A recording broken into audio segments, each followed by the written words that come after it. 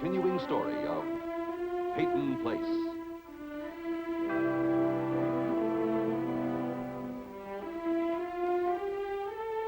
Starring Dorothy Malone as Constance Mackenzie, Warner Anderson as Matthew Swain, Ed Nelson as Michael Rossi, Mia Farrow as Allison Mackenzie, Ryan O'Neill as Rodney Harrington, and Barbara Parkins as Betty Anderson.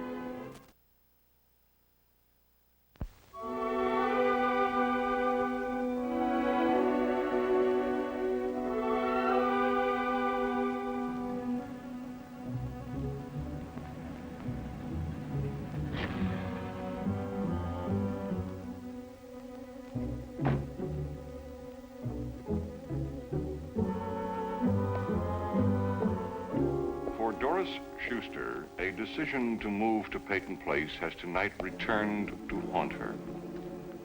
With her husband and the whole town searching for her lost child, Doris is alone and terrified of a threat she now seems to face.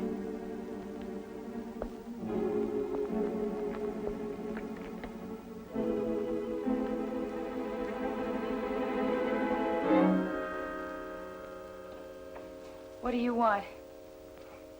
I'm sorry, I didn't mean to frighten you. What are you doing here?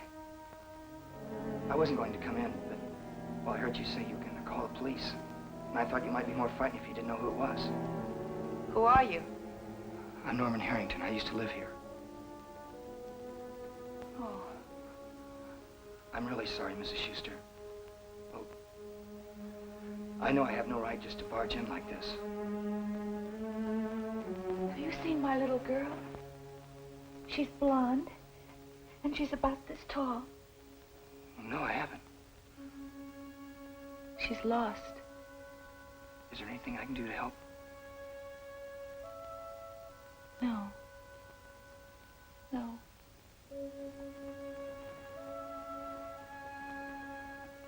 What do you want in this house? Nothing. I just want to be here. Look around. Go ahead. What difference does it make?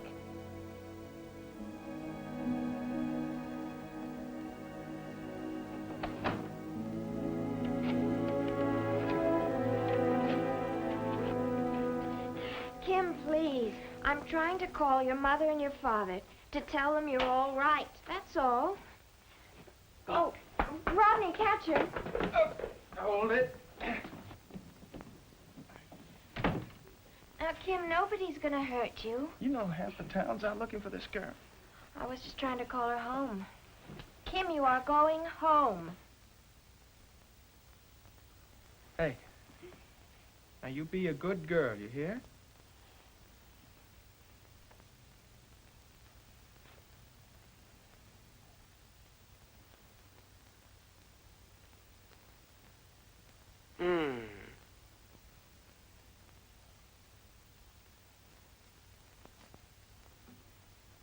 You're not fooling me, Kim.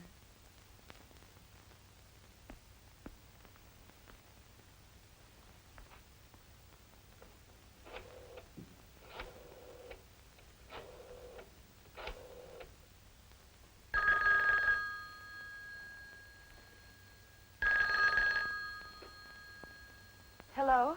Hello, Mrs. Schuster. This is Allison Mackenzie. I'm calling to tell you that, your daughter's with me now. I found her. Is she all right? Yes, she's fine. Would you like us to drive her back? Please, as soon as you can. Would you let the police know that you have her? All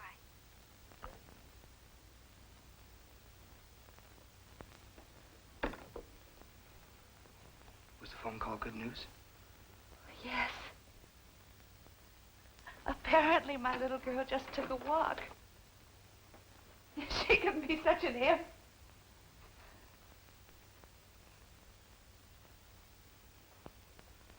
I appreciate your sentiment in wanting to come back and have another look at the family plantation. Whatever sentiments I might have felt, pretty well gone with all the changes you've made. Really? I've kept a few of the Peyton family portraits. That belonged to my mother's family. But she's gone. nothing's the same.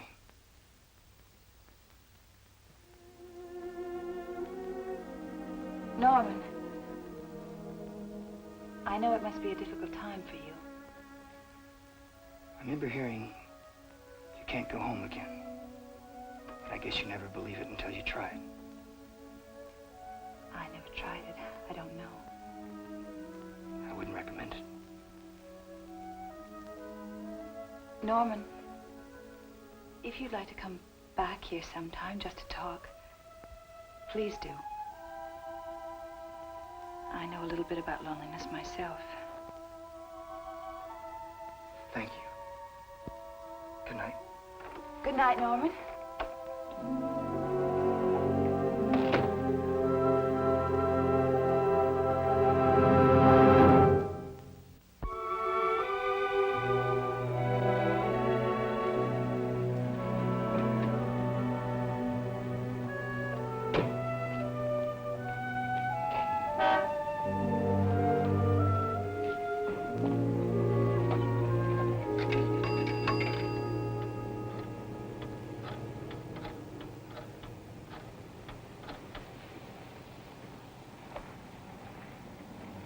Darling, any word? I'll be right home.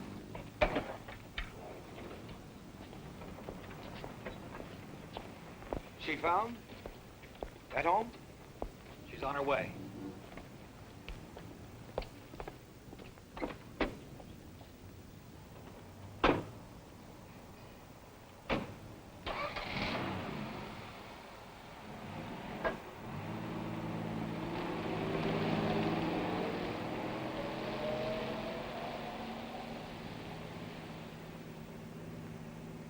Oh, boy, you'd never believe the things that go through a man's mind when his daughter is lost. Believe it.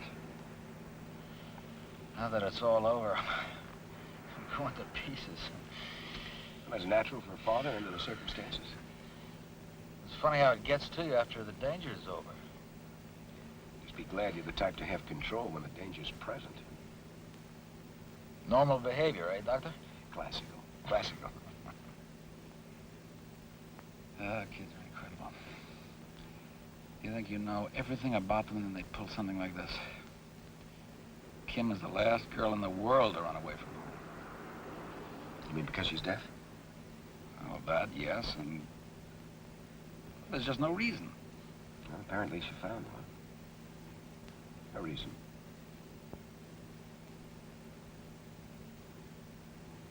Well, I don't think there's any reason that makes any sense.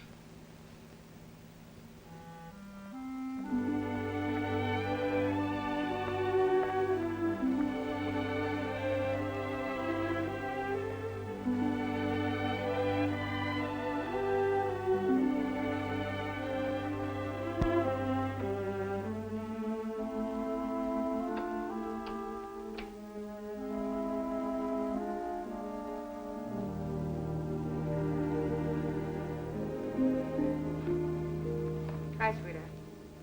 Oh, Mother, I thought you'd be asleep by now. I wasn't tired. Besides, when you work that late shift, I never get a chance to see you. And I'm glad you waited up. Hard day? No, not particularly. Mother, did you know Reverend Bedford before he left Peyton Place? Oh, not well, but I knew him. What was he like? Well, I always liked Harry Bedford. He could be as wild as the other boys, but there was always something kind of special about him, something thoughtful. I really wasn't surprised when he went into the ministry. He was at the hospital today. I think he wanted to ask me out. Well, I could see that coming at Connie's wedding reception. Betty, I'd like for you to start dating again. With the minister? Well, don't you like it? Well, I really don't know. I feel sort of funny about it. I don't even know what to call him. Try Jerry. Mother, it's not as simple as that. Betty Anderson and the minister? Why not Betty Anderson? We'll see. I'm going to go to bed. Betty, this isn't enough for you. Working, coming home to sleep, nothing more. It's the same life you're living. Well, I'm a few years older than you. You're still young, Mother. Once we find out about Daddy, what are you going to do? I don't know. He shot a man. This time there isn't any comfortable sanitarium, any trial visits home. I know that. You're still young. Are you just going to wait for Daddy? Betty, whatever happens to your father, I am going to go on living. And I want you to do that, too.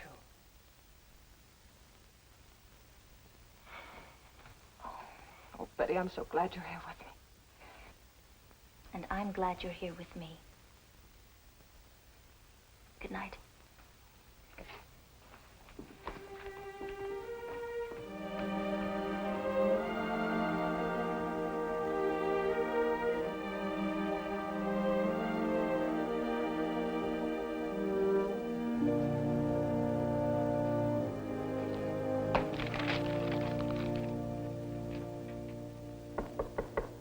Come in. Claire, Hello, Jerry. come in. I'm not disturbing you, am I? You've just given my faith in prayer a tremendous boost. I was sitting there, praying that there'd be some legitimate interruption so I could stop this agony, and a miracle. Sit down. What agony were you referring to? My sermon.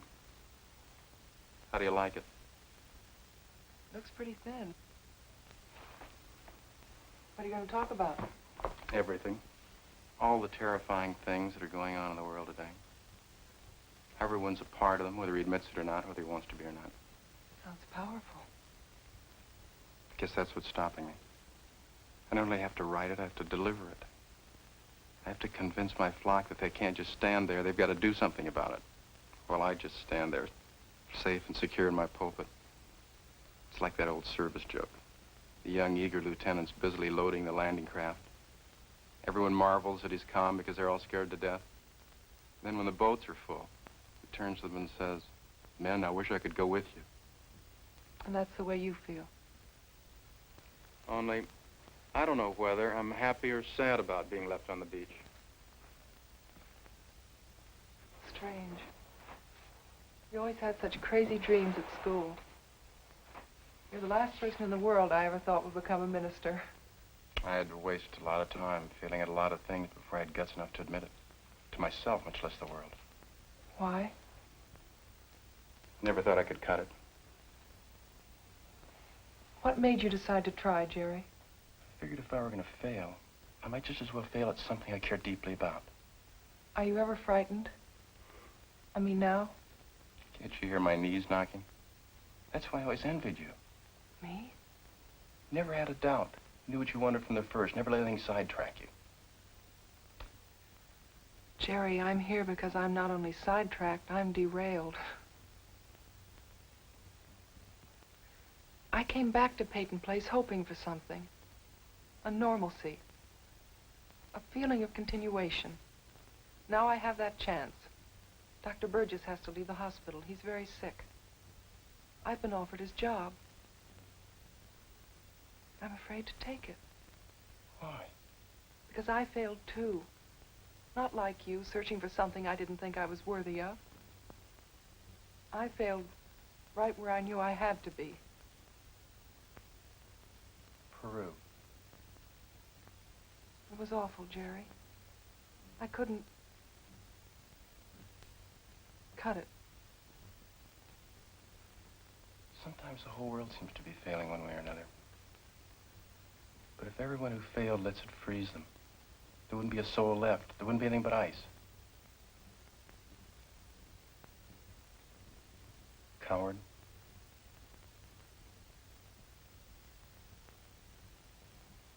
Take my coward's hand.